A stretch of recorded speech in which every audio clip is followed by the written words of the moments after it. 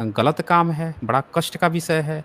परंतु ऐसा कर्म करने पर भी कमल योनि ब्रह्मा दोषभागी क्यों नहीं हुआ? अपनी बीवी बेटी पर गलत नज़र डाल के भी ब्रह्मा जो है वो दोषभागी क्यों नहीं हुआ? और उसके जितने बेटे थे, उन सब का विवाह कैसे हुआ? जो मानस पुत्र थे, उसके बाद से वंश परंपरा कैसे चली? ये क्वेश्चन पूछ रहा है मनु। अब इसका पढ़ो तब मत्स्य भगवान उसको क्या जवाब दे रहे हैं। राजन, रजोगुण से उत्पन्न हुई यह शत रूपा रूपी आदि सृष्टि दिव्य है। जिस प्रकार इस मूल प्रकृति की इंद्रियों के विषयों से दिव्य है, अतीत है, उसी प्रकार इस शतरूपा सहस्त्र रूपा नारी का शरीर भी इंद्रियातीत है। यह दिव्य तेज से संपन्न एवं दिव्य ज्ञान से समुद्भूत है। अतः मांस पिंड रूप नेत्रधारी मानवों द्वारा इसका भलीभांति वर्णन नहीं किया जा सकता।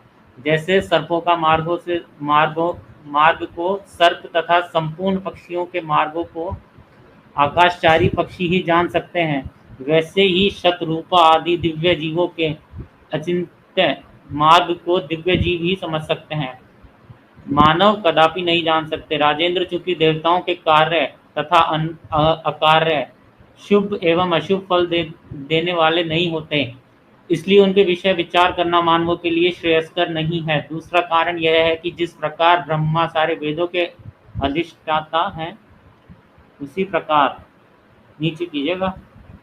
अब यहाँ पे क्या कहानी है, वो असल कहानी अब दिखाता हूँ मैं कि हुआ क्या था इनके बीच में। पुलिस। हाँ, ये स्लाइड पढ़ो आप। परंतु वह स्त्री सरस्वती शतरूपा नाम से विख्यात हुई, वही सावित्री, गायत्री और ब्रह्मणी भी कही जाती है। ब्राह्मणी भी कही जाती है। गायत्री और ब्राह्मणी, ब्राह्मणी भी हाँ, कही जाती सावित्री भी उसी को कहा गया, सरस्वती को गायत्री भी कहा गया, ब्राह्मणी भी कहा गया। जी जी जी। इस प्रकार ब्रह्मा ने अपने शरीर से उत्पन्न होने वाली सावित्री को अपनी पुत्री के रूप में स्वीकार किया, परंतु तत्काल ही उस सावित्री को देखकर वे सर्वश्रेष्ठ प्रजापति ब्रह्मा मुग्ध हो उठे और यूं कहने लगे। हाँ, अब एक मिनट, अभी पढ़े थे ना कि मनु क्वेश्चन पूछ रहा था कि अपनी बेटी को बार बार क्यों देख रहे थे, तो ये जी उसकी पुत्री है। मनु भी ये बात मान रहा है कि ब्रह्मा की पुत्री है, और लिखा भी है यहाँ पे कि अपने शरीर से उत्पन्न होने वाली सावित्री को अपनी पुत्री के रूप में स्वीकार किया, उसको बनाया और पुत्री के रूप में स्वीकार किया। ये आपके मत्स्य पुराण में लिखा हुआ है। परंतु तत्काल ही उस सावित्री को देखकर वे सर्वश्रेष्ठ प्रजापति ब्रह्मा मुग्ध हो उठे और यूं कहने लगे। अब जरा पढ़ो तो आगे क्या कह रहे हैं ये अपनी बेटी को देख के। कहने लगे, कैसा मनोहर रूप है, कैसा सौंदर्यशाली रूप है। ब्रह्मा को सावित्री के मुख की और अवलोकन करने के अतिरिक्त अन्य कुछ नहीं दिखता था।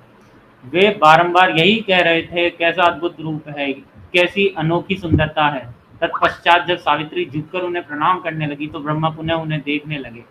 तदंतर सुंदरी सावित्री ने अपने पिता ब्रह्मा की प्रदक्षिणा की। इसी प्रकार सावित्री के रूप का अवलोकन करने की इच्छा होने के कारण ब्रह्मा के मुख के दाहिने पार्श्व पीले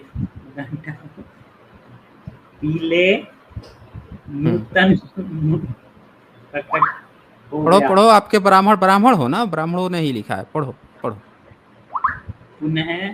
पुनः विस्मयायुक्त एवं फड़कते हुए होठों वाला दूसरा तीसरा